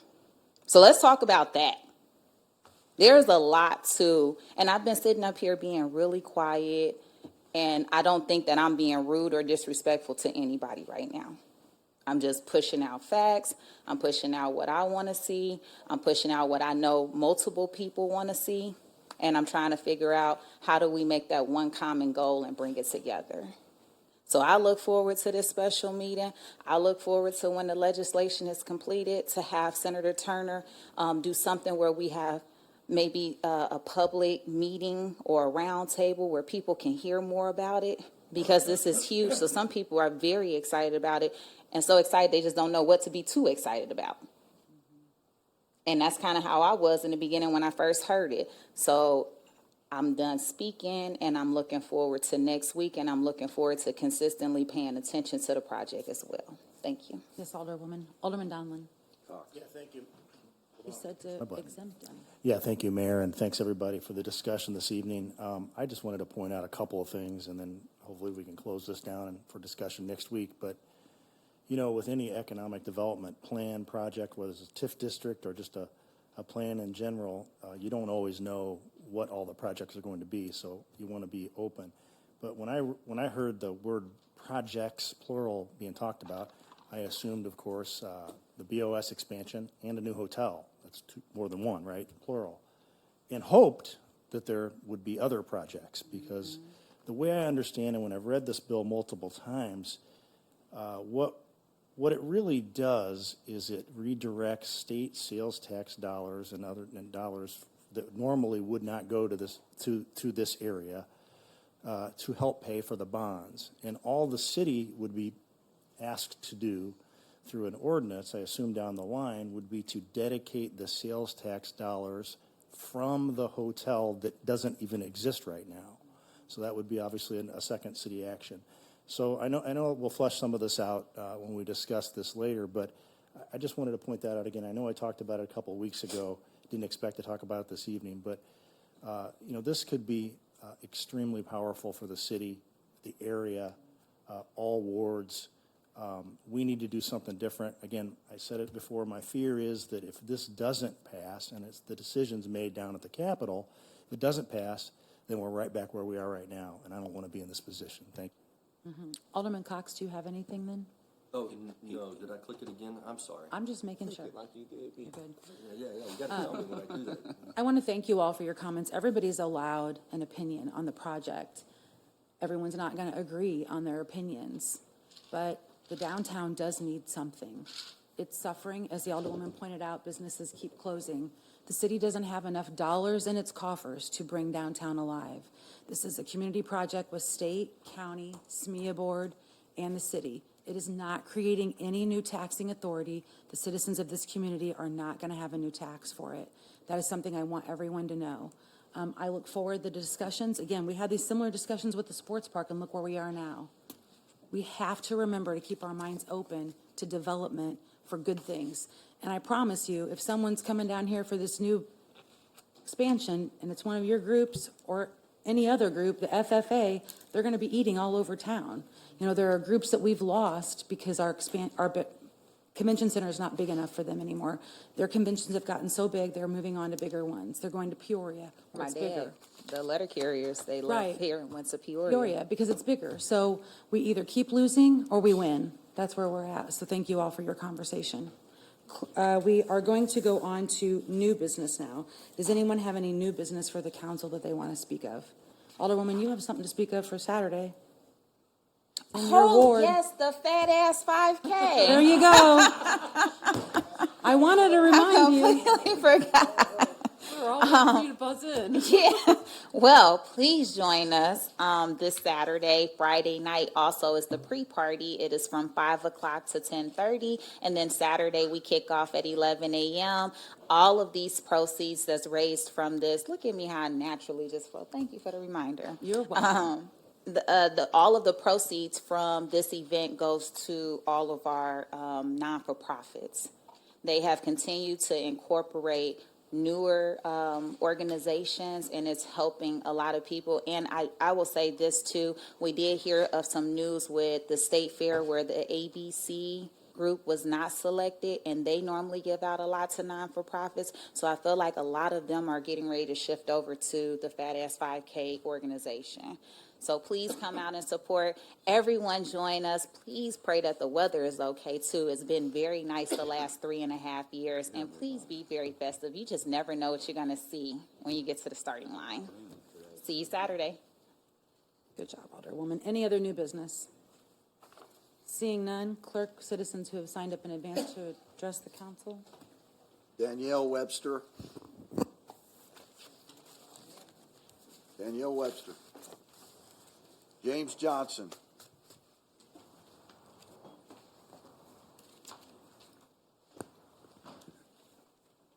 See you later, Hannah. See you next time. To God be the glory. God is greater. I came up here with one thing, but after I sit here and listen to y'all, it's like there's a million other things to talk about. So I'm going to just jump in, and I'm probably I wasn't going to take up 5 minutes, but now I'm going to take up about 5.5. So first thing was the rules that are out there posted. Help me understand and help all the community understand. And somebody can do this after my 5 minutes, but like, what do we get suspended for? You know, because I don't want to bang on this and then I'm suspended, or, you know. There was something about cuss words too, but, you know, she just cussed talking about the 5K run. I ain't even want to say it. So I'm just wondering, what's the rules, Mary, of how do we get kicked out or suspended? Because there's 2 people who came up here and speak for, you know, community, and rightfully so, like, been suspended, and nobody knew the rules. So if you guys could help share the rules with everybody, that would help. So moving on from that, Mayor, last year and probably first of this year, I don't know, but last year you met with all the other wards, and maybe I missed it and help me out, but what happened to community meeting for Ward 2 and Ward 3? Because I haven't seen one, and I'm thinking right about now that we got left out, and I'm wondering why, and if it's on the calendar for us to sit down with the mayor and the police chief in our wards, and maybe even the public works director and all the other directors. You can answer that at the end of my 5 minutes too, and because I would love to know why. But now that we are talking about, you know, and I'm going to piggyback off of Alderwoman Conley and say that with this whole discussion we just had, that I think you ought to involve the community. I think there should be some roundtables with the community. I don't know what time this meeting is next week, but I wasn't planning on coming next week, but I might have to because of that meeting. To the Black Caucus, like, we haven't had no meeting with us or Ward 2 or 3. I think that should be done because I don't know if you guys are paying attention to what's really going on, but there's some dark days coming. Just to put it simple. And I don't know what the plan is or how you guys plan on handling it and how we're going to go about it, but I agree with Alderman. We're kicking out money for plants, but there's a woman last week that sat back here talking about she's going to be homeless. Oh, that's about to get great. There's some people that ain't going to be able to eat. I don't know. I might not even be able to afford gas here pretty soon. On top of everything else. And then the police department is talking about wellness. I don't know if I really want to touch that one right now because I have my own thoughts about that. But they need it. They also need to be coming into our community where we're having a meeting so everybody can come. Because like some people have said in the past, this can be intimidating for a lot of people, and they don't want to come up here and speak. And some people do get retaliated on, believe it or not. When they come up here and speak, they catch hell outside of here. Now, I don't know, maybe me, I'm just a different kind of guy, because I wish you would try to intimidate me. We'll take a walk in the park. But we're not having enough community meetings because this right here ain't full like it should be, especially with what's going on. And I'm going to say my piece on that whole county board. If the county board takes up any part or has any decision on our community, we're cooked. We're cooked. And if you really want to know what's happening, follow the money. Alderman Williams? Yeah, I just want to answer your question.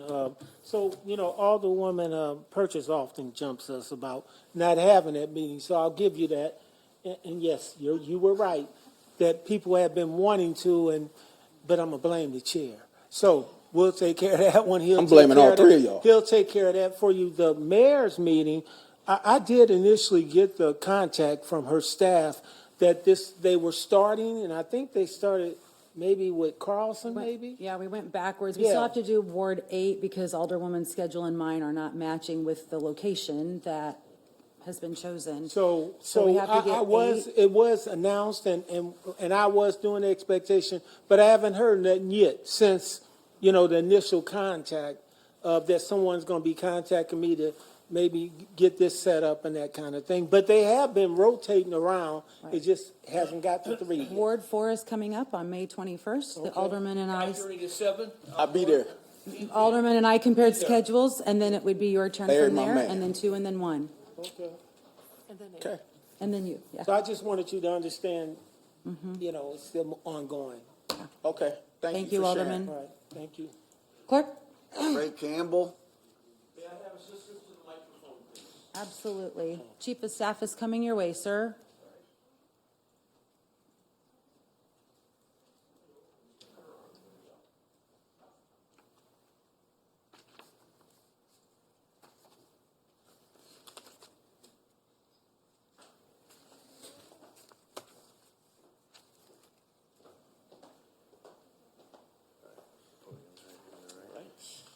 Okay, I won't bang on it, I promise. That's okay. Okay. Oh, there it is. Here we go. Good evening. My name is Ray Campbell. I've lived in Springfield now for just a little over 4 years and absolutely love it here. We moved from the west suburbs of Chicago and absolutely love it here, although we don't go downtown nearly as much as we should either. We do go to things at the Hoagland, but that's not what I came up here to talk about. One of the unfortunate things that happened recently is that after much work went into publicizing rules that affect Title II of the Americans with Disabilities Act and say that state and local government electronic information, websites, mobile apps, and that like have to be accessible, rules were published 2 years ago that would have gone into effect as of April 24th of this year, 2026. Unfortunately, recently, the U.S. Department of Justice decided to issue an interim final rule, that says that they're going to give a 1-year delay to those requirements. I come before you this evening to ask the city to basically, you've been doing a lot of good work, I am sure, over the last couple of years. I implore you to continue that great work and make your electronic information, websites, mobile apps, and the like, fully accessible to individuals with disabilities as soon as possible, and don't take the 1-year delay that's being offered through the interim final rule from the United States Department of Justice. Ladies and gentlemen, I, as a person with a disability, and my wife, as a person with a disability, have as much of a right and a need to access government services electronically as anyone else. And that's how you do it these days. And so I ask you to continue your great work, get things accessible, and please don't take the easy way out and rely on these accessibility overlays like Accessibility and UserWay, which do not work. Thank you. Thank you, sir. Chief of Staff is coming your way, sir. All right. I do have an update for you. Allison Ford.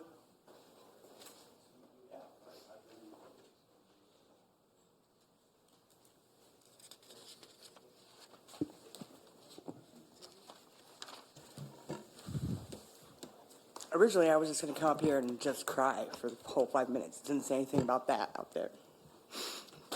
Legit, just cry for 5 minutes? Are you guys listening to yourselves? You guys don't even like each other. So what makes you think that you care about me? Nothing. Because you don't.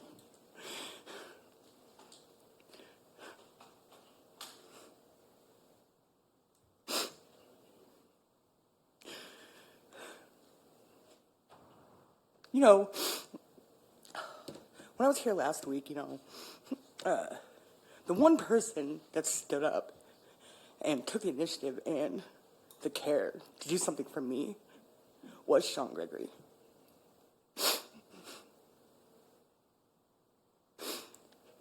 An open forum. He told me what the city could offer and help me with and do.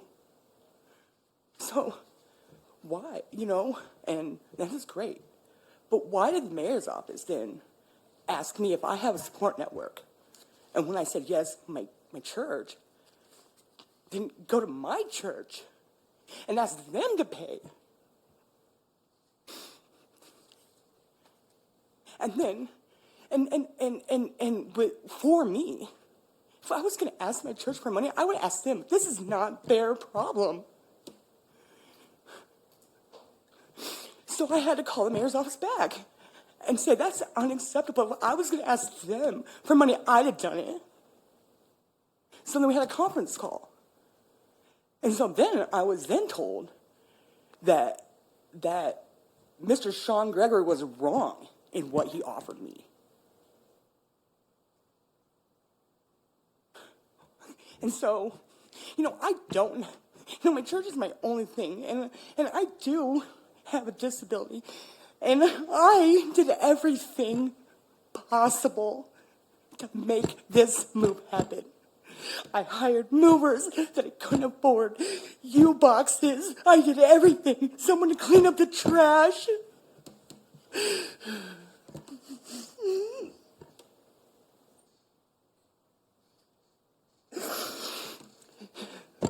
You all did not show up. The moving company did not show up. I have lost everything now. Every single thing I own. I got to walk away with a shirt on my back. I'm sorry I am yelling. And it went so far as my animals were in the house.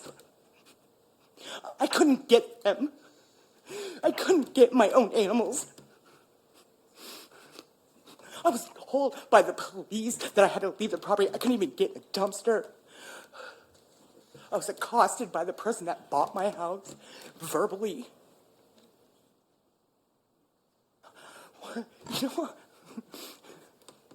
And who is, I don't even, like I said, I'm here because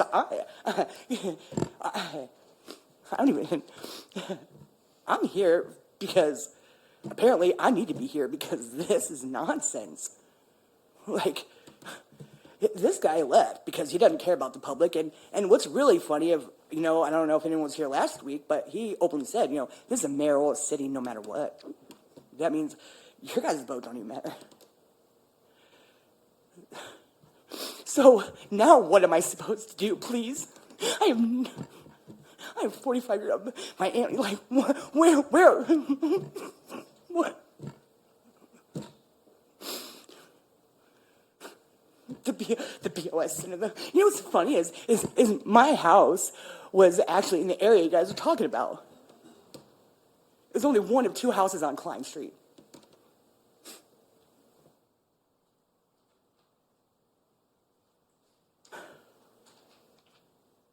Again, things you don't know about me.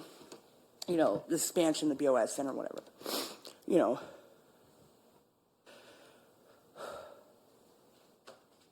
One of my nearest and dearest friends for a very long time, just got signed from Empire Records. You know how huge that is, like, for someone that came from the streets like me?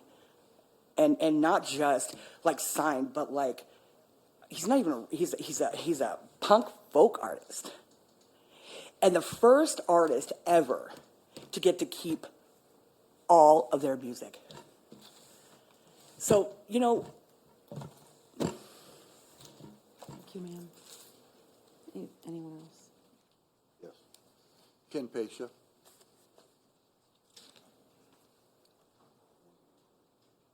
Okay.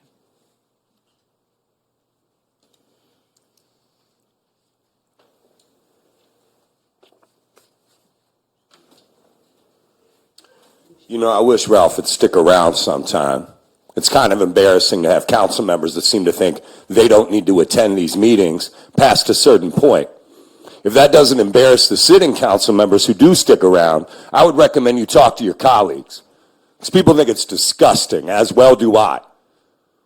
But I'm going to share a little bit of knowledge tonight, like I like to do. One of my favorite sayings is all money is not good money. I wish Ralph were here to say that. I hear a lot about places that need money, but I see a lot of money going right out the door. $74 million to a police budget. How's that crime rate looking? How's the east side doing? Is it 6-1 now on those traffic numbers? It is. We have how much of a deficit for this city? Was it $25 million? I'm off by a couple mil, I'm sure. But it was almost 54 over 2 years, wasn't it? How's that looking? We got money to burn? Because one of my other favorite sayings is get it in writing. You can make me all the promises you want. You can say whatever you like. I think you're lying. As an only child, I don't believe anybody. As a son of an alcoholic, I learned to not trust people from a very early age. And nobody has proven me wrong on that because you asked about the master builder. Let's read that information because I'll be honest, if you're a sitting council member right now and you haven't read that bill, you don't deserve re-election. That bill is severe enough and it means enough and it takes enough from this area that you should be reading it. 2 weeks ago when we passed that, it should have been required reading for you because one of the really important sections relates to the master developer. Notwithstanding any other provision of law, the authority shall own and control any Star Bond project and acreage on which the project is located in Star Bond District created in the territorial jurisdiction, the authority instead of the master developer as required by the Statewide Innovation, Development, and Economy Act. Does that sound like special language to sidestep a requirement? Did my master's degree fail me on reading? I don't think it did. So you guys are either lying to us or you think we can't read because let's get further because they did add some stuff to that bill. And this was one of the really interesting ones. The corporate authorities of any political subdivision, read the authority that we'd be establishing, that has established a Star Bond District under this act, may by ordinance or resolution impose a visitor investment surcharge upon all admission and charges from transactions at places of business located within the Star Bond District at a rate not to exceed 9% of the gross receipts derived from any admission and charge within the Star Bond District to be imposed only in 0.25% increments to pay for eligible projects. What does that apply to? I'm not going to waste all my time reading the big, long, bold paragraph that applies to every single thing sold in that district. Do you think that we are stupid, or do you not know how to read? Because what it's saying there is very clear to me. The county will control it, the body will run it, and the money that they decide to spend will be at their discretion, not yours. But it will, if you need me to read the rest of it to you, come from this city's money. $600,000 shouldn't buy you an entire zip code.